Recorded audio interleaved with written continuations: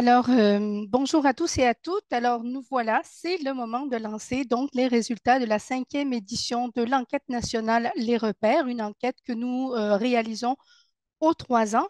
Alors, je tiens à préciser d'emblée que cette enquête a été rendue possible par la participation financière de la Commission des partenaires du marché du travail. Sans ce soutien financier, nous n'aurions pas pu donc réaliser cette enquête. Je précise tout de suite que vous pourrez accéder au rapport gratuitement, bien sûr. Il sera mis en ligne sur notre site dans l'heure qui suivra la fin de la présentation. Et dernière petite consigne avant de démarrer le tout, je vous invite à noter vos questions ou bien à les inscrire donc dans l'espace de clavardage. Une période de questions sera donc prévue à la fin de la présentation. Donc, il me fera plaisir de répondre à vos questions donc à la fin de cette présentation. Alors, avant de parler spécifiquement des objectifs de l'enquête, je tiens à préciser qu'est-ce qui a amené le comité sectoriel à réaliser une telle enquête nationale aux 3 ans. Alors, en fait, la première enquête a eu lieu en 2009 et à ce moment précis, les statistiques officielles ne couvraient pas le secteur d'emploi de l'économie sociale et de l'action communautaire. Donc, autant dire que les statistiques étaient quasi inexistantes, pour ne pas dire inexistantes. Et c'est en 2016 que l'Institut de la statistique du Québec a sorti son premier portrait de l'économie sociale. Et d'ailleurs, je précise qu'ils sont en train de faire une deuxième édition, de travailler donc à la deuxième édition de cette enquête. Alors, revenons aux objectifs de l'enquête nationale. Les repères. Donc, ils sont axés premièrement sur une meilleure connaissance de la main-d'œuvre et de ses conditions de travail. Ils sont aussi axés sur une volonté de mieux soutenir les organisations dans le développement de stratégies et de moyens d'action pour affronter les divers défis qui se posent à elles, en incluant bien évidemment les défis reliés à la main-d'œuvre. Et troisièmement, ces objectifs sont axés sur une meilleure connaissance des organisations, du volet main-d'œuvre, des enjeux reliés à la relève et à la rétention des ressources humaines, ainsi que sur une meilleure connaissance des moyens déployés par les organisations du secteur pour faire face aux défis qui se posent à elles. Quelques mots rapidement sur la méthodologie. Donc, le questionnaire a été administré entre mars et octobre 2022. Comme à l'habitude, le questionnaire a été envoyé au regroupement. Les regroupements étaient invités à le remplir de leur côté et ils étaient aussi invités, comme à l'habitude, à le faire parvenir à leurs membres pour qu'à leur tour, ils le remplissent aussi. Nous tenons à remercier les regroupements, les entreprises d'économie sociale et les organismes communautaires. Sans eux, nous n'aurions pas obtenu toutes ces données qui nous permettent de vous présenter des résultats fiables et représentatifs du secteur de l'ESSAC et de ses composantes. Nos remerciements vont aussi aux membres du comité de pilotage de l'enquête, donc Mme Geneviève Leclerc de la DDCIS, Mme Céline Métivier du RQAK et M. Martin Frappier du chantier de l'économie sociale. Donc, les organisations participantes, nous avons joint 1241 organisations, dont 391 regroupements, 255 entreprises d'économie sociale et 926 organismes communautaires. Parmi les 926 organismes communautaires qui ont participé à l'enquête, on compte 296 organismes d'action communautaire, 559 organismes d'action communautaire autonomes, 71 organismes communautaires ayant un ou plusieurs volets d'économie sociale. Un petit regard sur les marges d'erreur avec un niveau de confiance de 95 %. Donc, la marge d'erreur pour l'ensemble du secteur, donc économie sociale et action communautaire en confondu, on a une marge d'erreur de 2,66 %. Je tiens à rappeler que les standards méthodologiques mettent de l'avant et privilégient une marge d'erreur de 5 %. Donc, avec une marge d'erreur de 2,66 %, on est largement représentatif. Pour les entreprises d'économie sociale, la marge d'erreur se situe à 6,4 %, ce qui ne pose pas de contraintes méthodologiques et de limites méthodologiques par rapport aux 5 % standards. Et pour les organismes communautaires, nous avons une marge d'erreur de 2,03 %. Alors, vous le comprenez, le tout nous assure de la représentativité des résultats et de leur généralisation à l'ensemble du secteur de l'ESSAC et à ses composantes. Les ressources humaines hors poste de direction. Alors, dans un premier temps, je vais dresser un portrait rapide. Donc, l'économie sociale et l'action communautaire, c'est 32 secteurs d'activité, 18 643 organisations, 438 931 employés. Ici, on inclut les postes de direction. 11 employés à temps plein en moyenne et par organisation, en moyenne 8 femmes et 3 hommes, et 6 employés à temps partiel en moyenne et par organisation, en moyenne 4 femmes et 2 hommes. Enfin, précisons que la moyenne d'âge des ressources humaines hors poste de direction est de 43 ans pour les employés occupant les postes à temps plein et de 40 ans pour les employés occupant les postes à temps partiel. Précisons aussi qu'entre 31 et 41 des organisations comptent parmi les ressources humaines des employés âgés entre 61 et 65 ans. Et de l'autre côté, 60 des organisations de l'ESSAC comptent parmi leurs ressources humaines une ou plusieurs personnes âgées de 35 ans ou moins. Alors, ce qu'on va vous présenter par la suite, ce sont évidemment que quelques faits saillants. Évidemment, vous vous en doutez bien que le rapport contient beaucoup plus de données et beaucoup plus d'informations. Donc, l'économie sociale et l'action communautaire, c'est aussi des salaires qui ont augmenté, mais qui ne concurrencent pas le privé et le public. Alors, on constate dans 81 des organisations une augmentation des salaires. L'augmentation moyenne entre 2018, date de la dernière édition de l'enquête repère, et 2022, date de celle-ci, le salaire horaire moyen a augmenté de 4,20 $ de l'heure pour le temps plein, ce qui représente une augmentation moyenne par année de 1,05 $ de l'heure.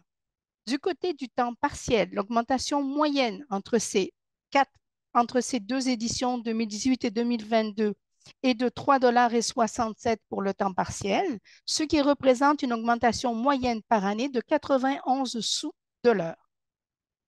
Le taux horaire moyen pour le temps plein se situe à 24,46 $. Le taux horaire moyen pour le temps partiel se situe à 21,30 $. Le taux horaire moyen à l'échelle du Québec, tout secteur d'emploi confondu, public et privé, et pour l'année 2022, se situait à 29 $ pour les femmes. Et au niveau du secteur de l'ESSAC, il se situait en 2022 à 24,32 $ de l'heure, ce qui représente une différence par rapport à l'ensemble du Québec de 4,68 $ de l'heure. En ce qui concerne les hommes, à l'échelle du Québec, donc tout secteur d'emploi confondu, public et privé, le taux horaire moyen était de 32 $, alors que pour le secteur de l'économie sociale, le taux horaire moyen pour les hommes était de 24,60 $, ce qui représente une différence de 7,40 $ de l'heure. Dans 5 des organisations, en moyenne, 5 employés sont rémunérés au salaire minimum. Alors, je tiens à préciser qu'au moment de l'administration du questionnaire, vous vous en souvenez, on l'a administré entre mars et je ne sais plus trop, octobre 2022. En mars 2022, le salaire minimum, pardon, était de 13,50 $ de l'heure. Et il a changé en mai, donc au moment même où nous administrions le questionnaire. Alors, je tiens à vous préciser que quand on a demandé au gestionnaire quel était le pourcentage d'employés qui étaient donc rémunérés au salaire minimum, nous avons vraiment précisé 13,50 $ puisque nous savions qu'au mois de mai, le taux horaire allait changer. Je tiens aussi à préciser que les ressources hors poste de direction sont hautement scolarisées, puisque dans 37 des organisations, les femmes possèdent un diplôme universitaire et puisque dans 36 des organisations, elles possèdent un diplôme collégial. Si on regarde maintenant du côté des hommes, dans 27 des organisations, ils possèdent un diplôme universitaire et dans 19 des organisations, un diplôme collégial. Quelques mots sur les finances maintenant. L'économie sociale et l'action communautaire, c'est un secteur d'emploi en santé, mais en manque de financement. Donc, entre 2020, 2021 et 2021-2022, 35 des organisations ont vu leur budget augmenter. 51 des organisations ont connu une stabilité budgétaire et 14 des organisations ont connu une diminution de leur budget. En 2020-2021, 14 des gestionnaires se sont vus contraints de congédier en moyenne et par organisation une ressource humaine. Au moment de l'administration du questionnaire, 5 des gestionnaires envisageaient le congédiement contraint d'une ressource humaine. Alors là, on pourrait penser que ces congédiements sont directement en lien avec la COVID-19, puisque nous étions quand même dans ces sphères-là. Alors, en fait, ce n'est le cas que dans 3% de ces organisations, donc 3% des 14% des organisations qui se sont vues contraintes de congédier une ressource humaine, donc étaient dans la situation d'un congédiement COVID. Il faut par ailleurs mettre en parallèle ces congédiements avec l'augmentation de la clientèle et des usagers des organisations, ce que nous allons constater dans la diapositive suivante. Donc, clientèle et usagers. L'économie sociale et l'action communautaire, c'est une clientèle fidèle et en constante augmentation. Donc, en 2021-2022, 24% des organisations ont été fréquentées par plus de 1000 clients usagers. Alors, on a demandé aux gestionnaires de comparer leur bassin de clientèle au moment de l'administration du questionnaire avec les bassins de clientèle des 2 années précédentes. Donc, en fait, en comparaison avec l'année 2020-2021, 45% des organisations ont connu une augmentation de leur clientèle. Et en comparaison avec l'année 2019-2020, 42% des organisations ont connu une augmentation de leur clientèle. Là aussi, nous pouvons penser que ces augmentations sont en partie dues au fait que les organisations du secteur aient été considérées comme des services essentiels, des services de première ligne par les autorités gouvernementales durant la pandémie. Je répondrai à cela en partie oui. Mais si l'on compare les éditions de 2015, de 2018 et de 2022, on constate une augmentation constante de cette clientèle. En effet, l'édition des repères 2015 nous permettait de constater que 45% des organisations avaient connu une augmentation de leur clientèle entre 2013 et 2015. L'édition de 2018 nous permettait de constater que 40% des organisations avaient connu une augmentation de leur clientèle entre 2015 et 2016 et que 36% des organisations avaient connu une augmentation de leur clientèle entre 2016 et 2017. C'est donc une tendance forte qui par ailleurs est combinée à une pénurie de main-d'œuvre, à des difficultés de recrutement, ce que nous verrons dans quelques instants, et aussi à des congédiements forcés pour certaines organisations, ce que nous venons de voir il y a quelques instants. Les postes de direction maintenant.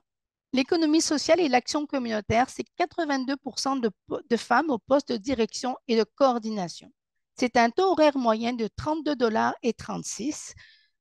Et donc, si on compare le taux horaire avec le taux horaire de 2018, on constate qu'il se situait en 2018 à 26,61 $ de l'heure, ce qui représente une augmentation moyenne de 5,75 $ sur 4 ans, donc une augmentation de 1,44 $ de l'heure par année. L'économie sociale et l'action communautaire, c'est aussi des gestionnaires dont la moyenne d'âge se situe entre 47 ans et 49 ans. C'est aussi des gestionnaires dont les principaux besoins de formation relèvent en première priorité de la gestion saine et optimale des ressources humaines, ce qui est le cas pour 20% des gestionnaires, du développement d'une vision et d'une stratégie, 18% des gestionnaires, de la pérennité de l'organisation par une gestion efficace des risques et des imprévus, 17% des gestionnaires, et de l'évolution de l'organisation ou d'un service en générant des changements significatifs, ce qui est le cas pour 16% des gestionnaires. Alors, vous avez l'ensemble des besoins dans le rapport, bien sûr, des besoins de formation qui ont été mis de l'avant.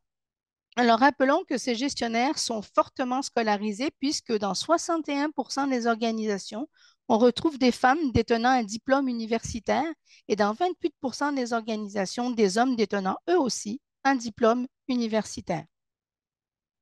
Les enjeux organisationnels. Alors, l'économie sociale et l'action communautaire, c'est aussi des enjeux liés à la pénurie de main-d'œuvre et au financement. Alors, je vous présente ici les 4 principaux enjeux qui ont été proposés sur une liste de 21 enjeux, donc qui ont été proposés aux gestionnaires dans le cadre donc de cette enquête nationale. Alors, les 4 principaux enjeux qui ressortent, c'est le recrutement des ressources humaines, c'est le cas pour 63% des organisations, le financement, 49% des organisations, l'amélioration des conditions de travail des employés, 42% des organisations, et l'augmentation et ou la diversification des sources de financement, 35% des organisations. Ce qui nous amène tout naturellement à la question du recrutement et de la relève. L'économie sociale et l'action communautaire, c'est un recrutement difficile et un développement de stratégie. Entre 2019 et 2022, 74% des gestionnaires ont eu de la difficulté à pourvoir un ou plusieurs postes. Alors, si vous êtes intéressé à connaître les postes pour lesquels les difficultés ont été rencontrées, vous les retrouverez donc, vous la retrouverez, pardon, cette liste à l'annexe 1 du rapport. 88% des gestionnaires ont mis en place des moyens pour améliorer le climat, l'ambiance de travail, pour le bonheur au travail et la satisfaction de leurs employés. Et bien évidemment, ceci, c'est hors stratégie de recrutement. En 2021-2022, 67% des gestionnaires étaient préoccupés par la question de la relève. Si on regarde maintenant le taux de roulement moyen au niveau de l'ESSAC, il se situe à 31%. En fait, si on regarde maintenant ce qui est préconisé par le MEI, on préconise un taux de roulement moyen qui se situe entre 4 et 5. Si on regarde ce qui est préconisé par les spécialistes en ressources humaines, on parle de 15 pour un taux de roulement. En 2021, le taux de roulement à l'échelle du Québec se situait à 9,1 ce qui représentait une augmentation de 2 comparativement à l'année précédente, donc à l'année 2020.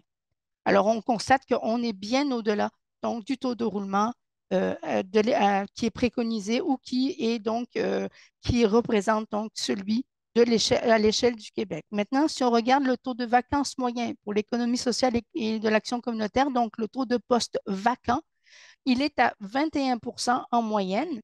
En 2022, le taux de vacances moyen à l'échelle du Québec était de 5,8 donc là aussi, on est bien au-delà. Et je tiens à préciser que 67% des gestionnaires envisagent l'embauche de ressources humaines dans un contexte comme celui-ci. L'économie sociale et l'action communautaire, c'est aussi des stratégies pour minimiser les difficultés de recrutement et pour contrer les effets de la pénurie de main-d'œuvre. Alors, au-delà du fait de tabler sur le maintien et le recrutement de travailleurs expérimentés, ce sont les travailleurs âgés de 50 ans et plus. Les gestionnaires du secteur se tournent vers les bassins de ressources humaines sous-représentés sur le marché du travail. Donc, comme on vient de le dire, le maintien des ressources humaines expérimentées est vraiment visé, ce qui est le cas pour 98 des gestionnaires. L'embauche des ressources expérimentées est visée par 90 des gestionnaires. L'embauche de personnes autochtones est visée par 64 des gestionnaires. 79 des gestionnaires vont tabler sur l'embauche de personnes issues de l'immigration. 50 des gestionnaires vont tabler sur l'embauche de personnes handicapées et 58 des gestionnaires vont se tourner vers l'embauche de personnes judiciarisées. La politique de conditions de travail. Alors, l'économie sociale et l'action communautaire, ce sont des éléments de politique de conditions de travail fortement axés sur les congés payés fériés, les vacances annuelles, les congés de maladie, la période d'essai et de probation, les heures de travail, la politique contre le harcèlement psychologique, la politique contre le harcèlement sexuel et les congés familiaux et parentaux. Alors, je tiens à vous préciser que je vous ai mis à l'écran seulement les éléments les plus souvent retrouvés dans les politiques de conditions de travail, mais vous avez dans le rapport l'ensemble des éléments de politique de conditions de travail avec le pourcentage des organisations qui s'y rattachent. Alors, il nous faut préciser, non, on vous précisera ça à la diapositive suivante. Mais oui, la formation. Donc, les principaux besoins de formation vont de la gestion du temps à la suite Office 365 en passant par la mobilisation. Alors, si vous voulez retrouver la liste qui se retrouve à l'écran, vous la retrouverez à la page 39 du rapport. Maintenant, si vous voulez euh, consulter les besoins de formation classés par type de poste et l'ensemble des besoins de formation, vous allez retrouver le tout à l'annexe 2 du rapport. Donc, il nous faut préciser que dans 68 des organisations, les gestionnaires ont dédié un budget à la formation de leurs ressources humaines et au développement de compétences. On parle d'un budget moyen par organisation de 9 398 et 17 sous. En moyenne, 69 du budget réservé a effectivement été dépensé en offres de formation. Les besoins de formation en lien avec les compétences du futur.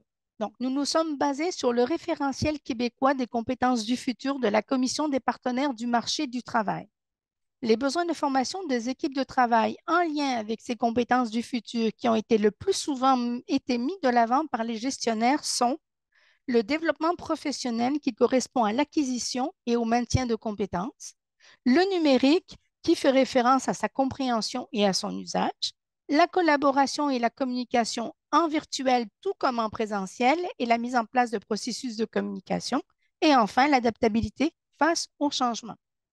Si on regarde maintenant du côté des compétences liées au numérique, entre 28 et 73 les pourcentages fluctuent en fonction de chacune des compétences liées au numérique. Donc, entre 28 et 73 des gestionnaires du secteur estiment que leurs employés devraient suivre au moins une formation portant sur les compétences numériques.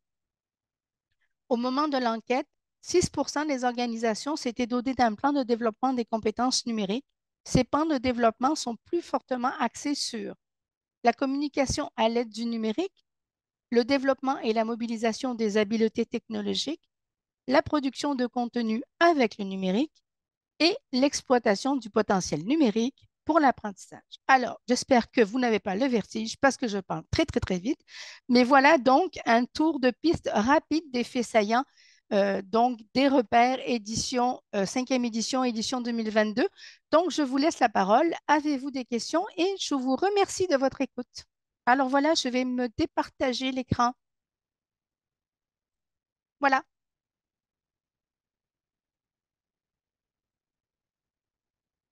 Est-ce qu'il y a des questions?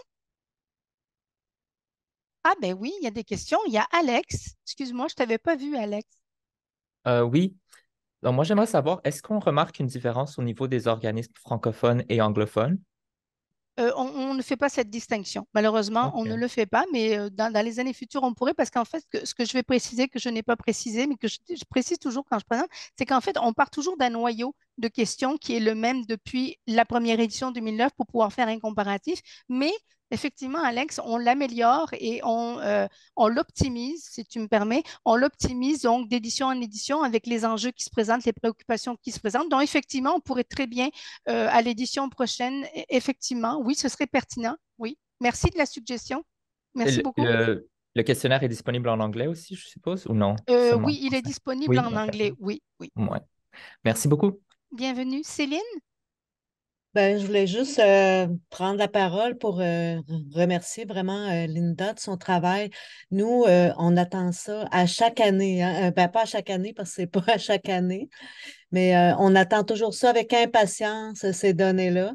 Donc, c'est précieux. C'est la seule organisme qui nous offre des données là, sur le secteur du communautaire, là. Je parle pour ma paroisse. Alors, merci beaucoup. Merci beaucoup, Céline. Monsieur Charles, je m'excuse, j'ai oublié votre nom de famille. Filion, Filion, Filion. Voilà. Oui, et merci Linda pour la présentation. À votre lecture, là, est-ce s'il y avait des lumières jaunes ou oranges qui allument pour particulièrement le milieu communautaire dans ce que vous avez vu là, dans la dernière recension, s'il y avait des lumières des, comme chercheuse que vous voyez que vous penseriez que ça vaudrait la peine vraiment de porter une attention vraiment toute particulière au sortir de cette analyse-là, si vous aviez identifié quelques éléments qui vous apparaissent plus préoccupants que d'autres là, pour le milieu communautaire, qu'est-ce que ce serait pour vous? Mais écoutez, je vous dirais qu'il y a rien qui ressortait vraiment du lot. Je vous dirais vraiment que la préoccupation est toujours la même depuis 2009. C'est la hauteur du financement définitivement. Donc, le manque de ressources humaines. Par conséquent, par vase communicant, effectivement. Mais au niveau, moi, je suis bien contente. J'en parle personnellement, mais je suis sûre que tout le secteur de l'action communautaire en est bien content de la volonté du PACAC de se pencher sur les besoins de formation, entre autres du communautaire, travail que nous faisons justement en collaboration avec vous, la COCAF. Donc, moi, je pense que c'est quelque chose d'important parce que les besoins de formation sont vraiment importants. Il y en avait 350 qui avaient été listés, donc on s'entend qu'au niveau des besoins de formation, mais évidemment, le communautaire n'est pas le seul, hein. L'économie sociale aussi a ses besoins de formation, mais je suis bien contente que le PAGAC ait ouvert cet espace-là pour qu'on puisse faire cette étude-là. Mais je vous dirais que les difficultés demeurent les mêmes qu'on a pu le voir dans la présentation qui fut très rapide. C'est toujours le financement, c'est toujours les ressources humaines, c'est toujours la clientèle qui augmente, le nombre d'usagers qui augmente et un nombre de ressources humaines qui est restreint et parfois même qu'on doit, par contrainte, faire diminuer. Merci. Bienvenue. Oui, Monsieur Alex Delorme. Bonjour Linda, très beau travail. Merci beaucoup de la présentation. C'est vraiment fascinant. Tu sais, je vois les données aussi pour l'économie sociale qui m'interpellent beaucoup. Je suis quand même curieux de savoir, et je ne sais pas si on le traite dans le rapport, qu'est-ce qui est les causes de l'augmentation de la clientèle des usagers dans les organisations depuis 2015 qui est comme constamment.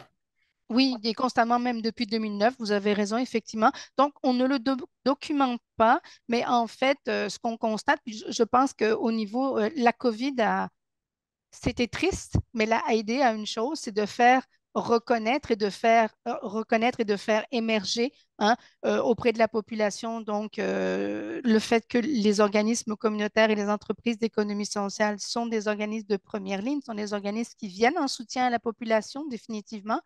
Donc, l'évolution, je dirais, de la clientèle, elle est de plus en plus importante parce que de plus en plus de personnes ont besoin de ces services-là. Ces services-là sont incontournables. Ce sont des services qui rendent un grand service à la communauté, au milieu. Donc, plus il y a de difficultés, plus on va se tourner vers les organismes communautaires, plus on va se tourner vers les entreprises d'économie sociale. Donc, ça, c'est l'explication que nous avons et je pense que la COVID en a été tristement un exemple flagrant. Merci. Bienvenue. Je ne sais pas s'il y a d'autres questions. Moi, je ne vois pas de même. Et si vous envoyez les collègues, vous me faites signe. Moi, j'en vois pas pour le moment. Alors, je comprends que la présentation a été claire. N'hésitez pas, c'est Linda, elle est là pour vous, elle a documenté pour vous. Et dans tous les cas, n'hésitez pas à poser vos questions. Évidemment, Linda, j'ai partagé dans le chat l'article que Le Devoir a publié hier. Donc, ça répond aussi à une question là, que M. Filion vient tout juste de poser. Dans tous les cas, je vois pas d'autres questions. Linda, on veut te remercier vraiment beaucoup. Comme Céline Métivier l'a dit, c'est un travail colossal réalisé. J'aimerais vous remercier tous et toutes d'avoir répondu. Je sais que Linda, quand elle part avec ses questionnaires, c'est des tonnes de questions. C'est vraiment beaucoup de temps que vous y accordez et vous voyez, ça donne des résultats significatifs pour faire avancer l'économie sociale et l'action communautaire et pour mieux la connaître évidemment, dans vos réalisations. Donc, merci beaucoup, Madame Binas, pour cette étude. Je vais vous remercier tous et toutes d'avoir été présentes, d'avoir partagé avec nous, d'avoir été là, de nous avoir soutenus. Et permettez-moi de remercier ma magnifique équipe d'AGA, Cathy comme pilote et plusieurs copilotes, dont Julie, Claudia, Gaëlle, Alex et Jessie. Oui, je pense que j'ai nommé tout le monde. Évidemment, toute l'équipe du comité sectoriel. Et j'aimerais vous souhaiter, en terminant, une excellente semaine de l'action communautaire autonome et une excellente semaine de la coopération. Alors, bonne semaine à tous et à toutes. Merci d'avoir été parmi nous de tout cœur. À l'an prochain.